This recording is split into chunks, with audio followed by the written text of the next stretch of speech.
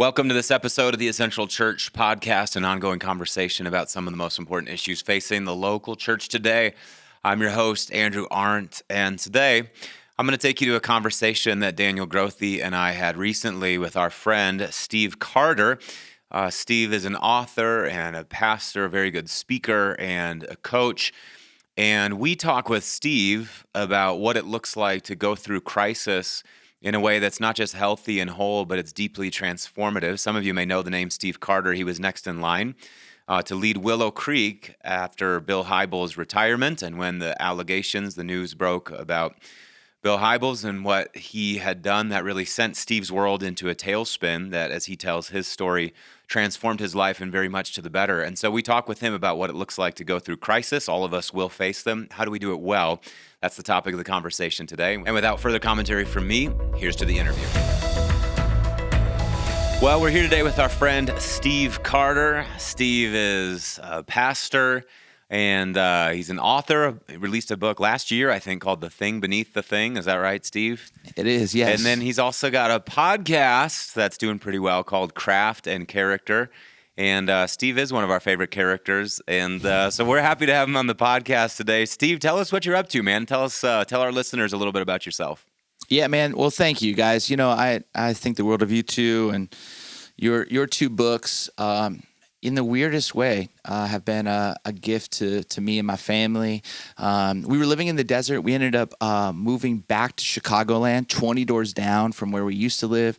I help pastor a church called Forest City Church. So I teach, I write, and then I love the podcast, Craft and Character, and then helping preachers get better at their craft, but ensuring that their character leads the way through different coaching opportunities. That's awesome. How long have you been married for? It'll be 19 years on March 6th, which I'm excited about. On March 6th, all right. My wife and I are going on 23 years, so you're off to a great start there, Steve, with your 19 years. And then bless your heart. Oh, God. You can do it. You can do it. You're going to make it, bro. Well, and kids, you got a couple kids? I got two kids. I've got a 14-year-old freshman named Emerson, and then we're huge Johnny Cash fans. Yeah. And if you know Johnny's story, you know June Carter had a big impact. And so when Carter's your last name, when you have a daughter, it's Mercy June Carter, which is that's cool. So sweet, dude. I love that. Well, man, thanks for taking time to be with us today. So, Steve, it's been a wild ride for you the last 5 years. And so I want to take you back to a moment that happened about 5 years ago that, from what I understand of your story, really it sort of initiated a process that's been a pretty profound process of transformation for you, which I think will lead to a larger conversation about how we handle crisis and the gift of crisis, the gift of pain. So March 23, 2018, you're on staff at Willow Creek Community Church, and you're a teaching pastor there. You're really next in line behind Bill Hybels to help lead the church as he's getting ready to step off the stage. And the Chicago Tribune releases a story alleging quite a bit of sexual abuse that Bill Hybels had perpetrated against a number of women. And that's the bomb that all of a sudden goes off in Steve's world. And of course, those allegations and many more proved to be true. And Bill wound up stepping out of leadership, which sent your world into a bit of a tailspin. I want you to take us back to March 23, 2018, and the subsequent weeks and months that followed. Talk about what that was like for you. Take us into that moment in Steve's life. Well, let me back up one month, and I had submitted a manuscript, and it was called The Best of You, and it was all based on Paul and Timothy's relationship. And it was going to come out in October of that year when Bill transitioned and basically handed that kind of preaching responsibility baton to me. And I was writing about Paul and Timothy. It was in many ways like a treatise to Bill. So this is just like my guy, my mentor, someone who had taught me so much. And, obviously wasn't perfect, but like there was so much good that had come out, Global Leadership Summit, a lot of the work, So I submit the manuscript and my editor calls me and says, hey, and she's like an 8, like she's on the Enneagram, she's very clear, very direct, but just said, hey, I think we should add maybe another chapter about if a leader falls. And I was like, well, that's not in 2 Timothy. Paul finishes the race, and she's like, well, just think about it. And so like, I get off the phone and like, I can't stop thinking like, did she not like it? Why is she saying this? I call her back and she's like, you don't know? And I'm like, no, what? You don't know about the Chicago Tribune article that's coming? I'm like, I don't know what you're talking about.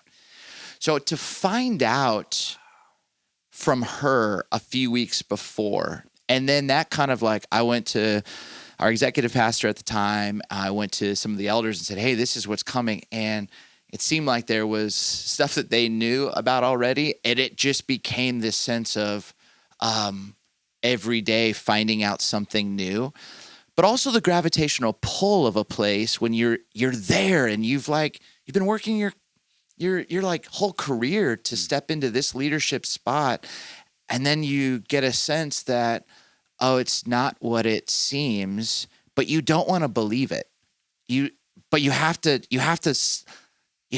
but you don't. And it's like all of that's just churning within. And I just would say the month leading up to the release of that story and the next few months, as more and more allegations came forward and truths began to come to the forefront, they just weren't fun. I wouldn't wish it on my worst enemy. And I'd also say, I never felt closer to God. Like I needed him. I needed the presence of the Spirit. I needed something that, somehow like pain and suffering and struggle, like there's like a wrestling that happens that, I remember writing in my journal once, I just said like, I think there's going to be a moment where I actually miss that intensity with the Lord. But I also wouldn't want to go through anything like this ever again. But that nearness of the Lord, even in that moment, was a gift, a surprising gift in the midst of the storm. Can you talk about, Steve, I want you to talk a little bit more about that as you've been sharing here. I keep thinking about what the psalmist said in Psalm 119. It was good for me to be afflicted, that I might learn your decrees. And I think that's a notion that we're uncomfortable with. In evangelical Christianity, the charismatic Christianity of our upbringing, Daniel and I, deeply uncomfortable with that, everything for us. And I think in pop evangelicalism, this is certainly the case. It's glory to glory to glory. And we want everything to be shiny and good and wonderful. And then when these huge interruptions come in our life or afflictions come in our life, we don't really know how to make sense of that. So I'm wondering, again, take us back into your mind and in your heart. Here you are. I've heard you say it in other places. You're an Enneagram 3. So like you're a go-getter. You want to accomplish. And you're in your dream job. And everything is laid out in front of you. What kind of cognitive dissonance did the thing create for you? And what sorts of things did it push you into in your heart? Like, how did you cope with the season? What'd you do? Yeah, it's a great question. So I think, one of my first internship was at a church called Rock Harbor and in California. And the founding pastor there, I got the chance to be his intern, and I was so excited. And I showed up on that first Sunday to be his intern, and that was the weekend they announced that he had an affair, and it wrecked me. I think I was 19, 20, but then I watched how Rock Harbor went through it, and the way that they allowed me to stay as an intern on the teaching team, and I got to see this reality that we're all broken and we're all beautiful. It's both, So in many ways, like my understanding that we're all a piece of work and we're all in process, I understood that. I think it was recognizing everything I had worked for. I couldn't, there wasn't one ultimate win where if I said the truth, I was going to hurt my mentor and his family. If I didn't say the truth, I was going to hurt the women. And I was going to hurt the congregation because their trust when the truth finally got exposed was going to be more cynical. I think the cognitive dissonance for me as a 3 was there didn't seem to be an ultimate win that I could make everybody happy. And I get that as a pastor. Like a mentor told me a long time ago, two realities of a pastor is you have to understand you will be somebody's heretic and you won't be able to make everybody happy. I knew that. Yep. I just didn't know it at this stage, or on this big of a stage, if that makes sense. And then I think the other piece of it was what had to rise to the top were more essential Jesus values to me, which was character, which was integrity. My grandfather, he's buried at West Point, and there's an amazing prayer, and I'm sure you two have seen it. It's called the Cadets Prayer, and every soldier who goes to West Point from the 20s on had to learn it. And some of the phrases are just stunning. May I be more committed to the harder right than the lesser wrong. Wow. May I choose the full truth when the lesser version can be won. May I live above the common level of life. These lines really became everything to me. It's like, I might not be able to make everybody happy, but I do know in the midst of the fire, both my impurities are going to come to the top, but also the sincerity of what's true and good and what I long to come to the top, which was character, which was integrity, and it was also fear, and also sadness, and also disappointment, right, and also some sense of judgment and a lack of trust. All of that was just coming up, and I had to find ways to bring that before the Lord. Yep. And in the best way to say it is have my own, Jacob experience where I had to wrestle and realize, oh man, God was in this place. God was in this place. I don't know of a saint or of a great congregation that hasn't had the deck cleared by God. Wow. It seems to me like you read the scriptures, you pay attention to church history, any meaningful human life that you want to emulate has been reduced to nothingness. And Jeremiah's, God is the potter and we are the clay. And what he doesn't say is that God throws the pot out and starts over with, like, he takes it and he shatters it and moisturizes it again, breaks it back down, and works with the same thing to rebuild. And so what do you guys know? Like, Andrew, you've studied the Desert Fathers. You've been reduced before. We've all been reduced. What do you know about these moments? Because I remember the New Life story. Similar to you, we were on top of the world. Just ask us. And then we weren't, because we were living a lie, and God reduced us. And I remember the altars after those early Sundays. They were filled with people. It wasn't just our church had this moment or our senior pastor had a failure, but it made all of us ask the question, how are we doing? And so I remember that season of being the season of the return of the fear of the Lord.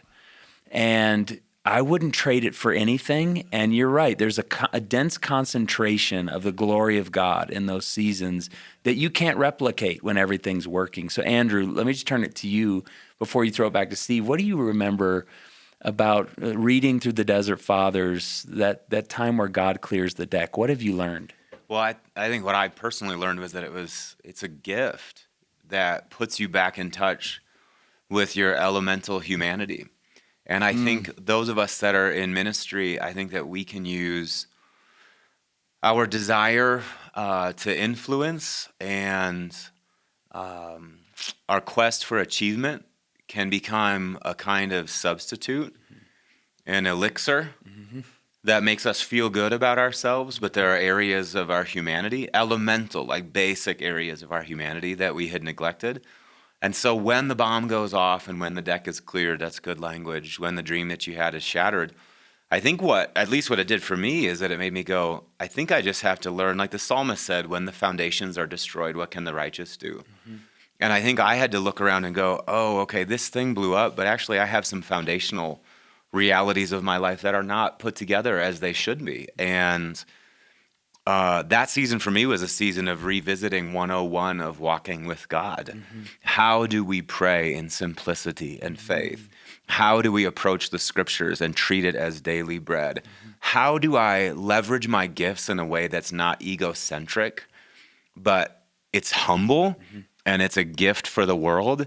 And how do I begin once again to dream about my life in a way that's like in sync with the will of God and not the will of Andrew? So for me, it was a reduction to the elemental. I'd be curious to hear what the season did for you, Steve. I love what you guys just shared right there. And I think for me, like what you just touched on reminds me in 2017, I had the privilege to go meet with Pope Francis at the Vatican. And the night before we would go to meet with him, we actually met with his social media director, who's this Catholic historian. And we're sitting down at dinner, and this Catholic historian says, "Hey, any questions you have about Catholicism?" And nobody's asking anything. And I don't know, maybe the earnest one here in me, I've always been curious, like, hey, how do you, and this is before I know anything about like Willow stuff. So like, I'm just curious, like, how do you make sense as you tell the story of the popes when you have someone like Pope Borgia, who bought the role, who had kids? Like, do you tell that story? Do you not tell that story? And I'll never forget his answer. He said, "Oh, it's a tragic story. But every one of those stories was the genesis of a new order that came out of Catholicism to bring us back to center." Yep. So his understanding was the Jesuit order was a response to the power and the money and the sexual brokenness that had happened. And I just remember going, "Oh my goodness, wow." And I really feel like, you know, as you even talk about this, Daniel, like the new order that kind of came out of, you know, what you all went through with the fear of the Lord, the knowledge of the fear of the Lord. I think for me, that was a gift from the Lord, because in this moment of, as I start to enter into the desert season and I'm going through all of this cognitive dissonance, it was, oh, integrity and character is everything. It's everything for me. And so I think that seemed to really catalyze and name, like, okay, as sad as this is, what is the new order within the church that maybe God is wanting to do to really purify that bride as we move into this next season as a church? I want to focus back on you here for a second, Steve. That story about the historian is awesome. And I love that notion that it's in that place of death that God creates something new. Another way of saying it is that you have to have a dead body for there to be a resurrection. Yes. God is not in the business of sort of waving, sprinkling fairy dust over the already alive. You have to be dead. So think about Steve Carter, the leader in his 30s, versus Steve. Are you 41 or 42 now? I'm 43. You're 43. Okay. So Steve Carter at 43 years old, and you walk through the valley of the shadow of death. What died in Steve Carter, the leader, through that season that's making you a different person now? Describe the arena of resurrection for you. Like, what had to go away to clear the ground for God to create the new thing that he's doing in you? Gosh, that is a fantastic question. I think I was so goals driven, and I was wanting to do the most amount of good at a pace that was unsustainable. I'd rather do good than actually look at the parts in my story, the trauma, the abuse, all of the issues that had come, that I think I was just wanting my faith and my gifting to like not have me even have to grieve or address that. My beliefs were strong and my achievements were even stronger than my ability to lament and grieve. And I realized that my Holy Weekend skipped Saturday. My life skipped the desert. It went from Friday to Sunday, or went from Egypt to the Promised Land. And I think I just didn't know how to wait well. I didn't know how to listen well. I didn't know how to slow down. I didn't know how to sit with my sadness and my disappointment. I was, and Daniel, I think you can relate to this, man. We were raised, in many ways from a sports side by Michael Jordan. And I remember Steve Kerr being interviewed once and he was asked, who are the two most competitive people? And he said, oh, easy, Michael Jordan and Steph Curry. But what motivates them is radically different. And he said Jordan's motivated and by anger, and Steph is motivated by joy. Wow. And I was raised in how do I channel my anger to do most good, to prove, to be competitive, to just get the job done, to just to push through and be earnest and I realized it didn't work. Yeah. And I wanted to actually be driven by being in Christ and by the fruit of the Spirit. Yeah. And I think it's at 41, 42, 43, that's been the work of trying to figure that out, is how to live like that. I think when our deck was cleared, it gave me the chance to ask, do the ends justify the means? Yeah. Andrew and I were having this conversation last week with Caitlin Beatty, who was in talking about celebrities for Jesus. And we were on the Monday morning phone call with the White House every week. We were flying to Washington, D.C. to do press releases, and Congress would call us when they were debating same-sex marriage. What do evangelicals think? And we fly out to D.C. Sunday night after doing a big day of church, and Monday morning we're going to be in these press conferences and talking points. And we thought we were shaping the world. And meanwhile, Colorado Springs didn't really know. The poor in Colorado Springs didn't know much about New Life Church. But the evangelical voting bloc in America in general knew about New Life Church. And so, Eugene talks about you cannot tell the Jesus truth about the Jesus life in the devil's way. And so for us, it was a chance to get really clear on the way, the Jesus way of doing ministry, and also the pace.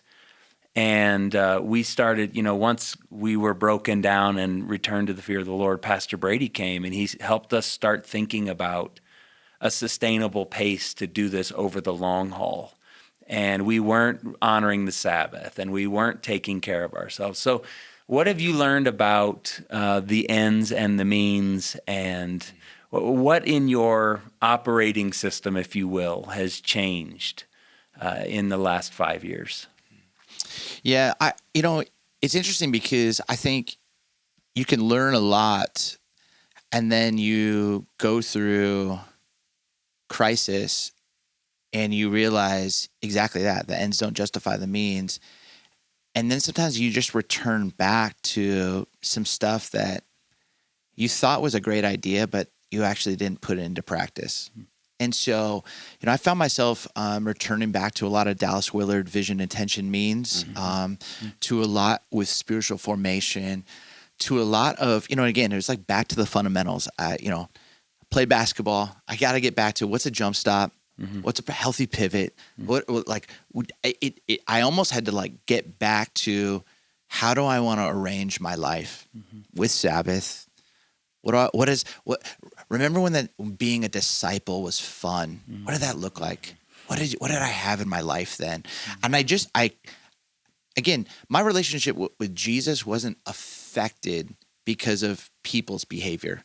My love for the church wasn't affected. This was just my struggle with a couple people and how they chose to handle and what they chose to do. I love the church. I love Willow. I love Jesus.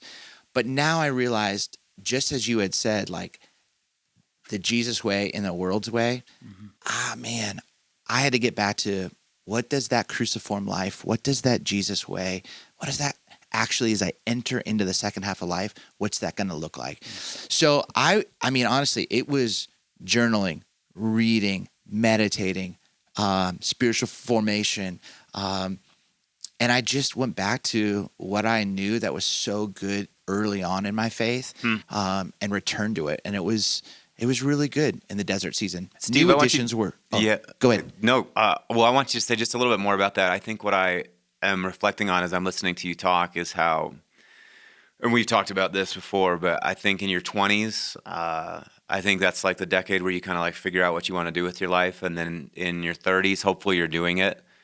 I think just about everybody I've talked to, I think Daniel said it earlier, there was a debt clearing moment, a moment where everything kind of blows up, the dream goes out the window. It's shattering. It's an earthquake moment. If you persevere through it, there's resurrection on the other side and you're a new person. Unfortunately, a lot of people don't. They pull the plug on church ministry, calling, all of that. You've alluded to it a little bit. I wonder if you can just be as specific as possible. You didn't throw in the towel.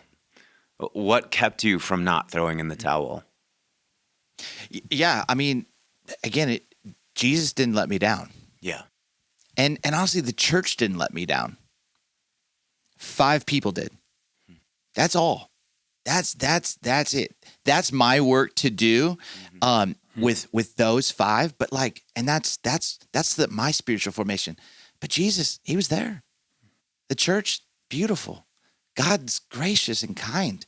So I think once I was able to separate that, it was super helpful for me.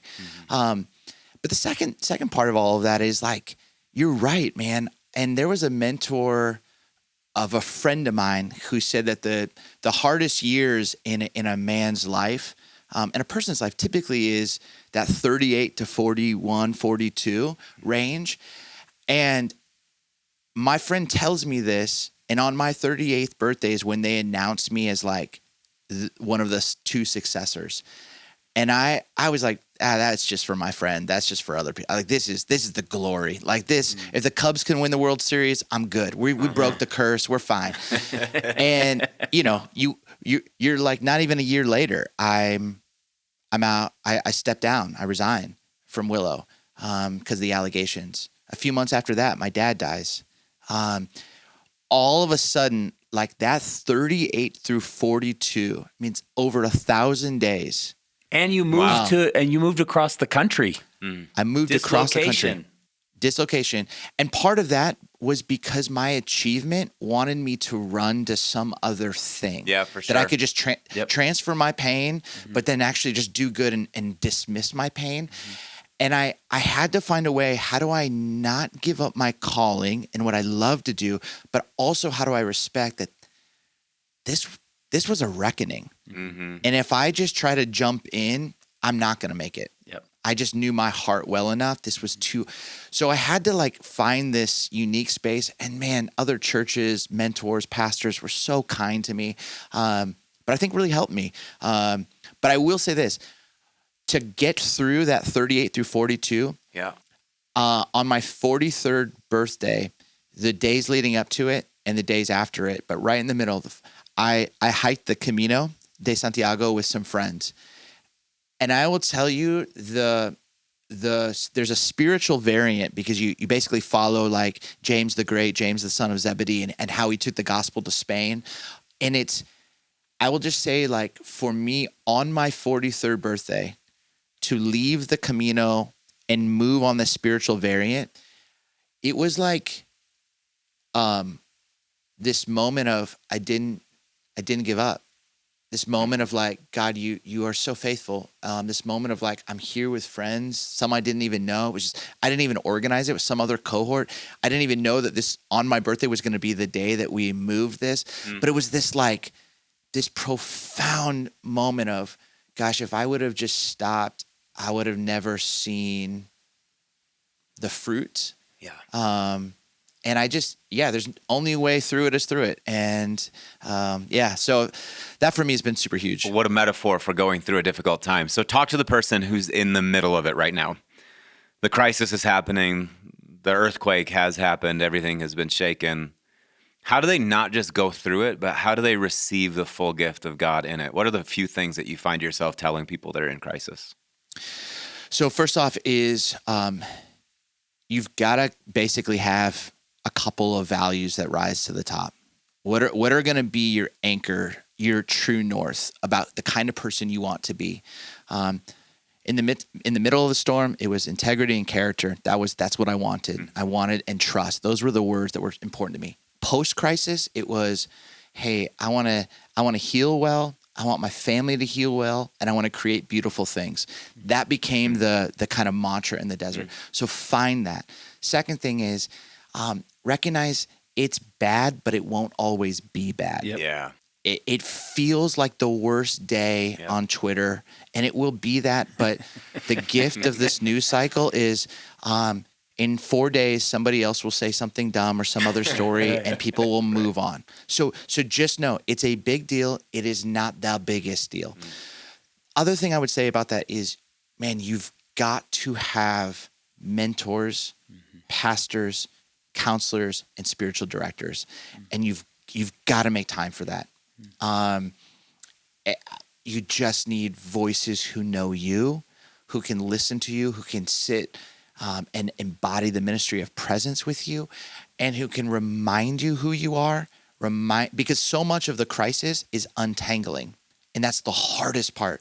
What was true? What wasn't true? What is real? What isn't real?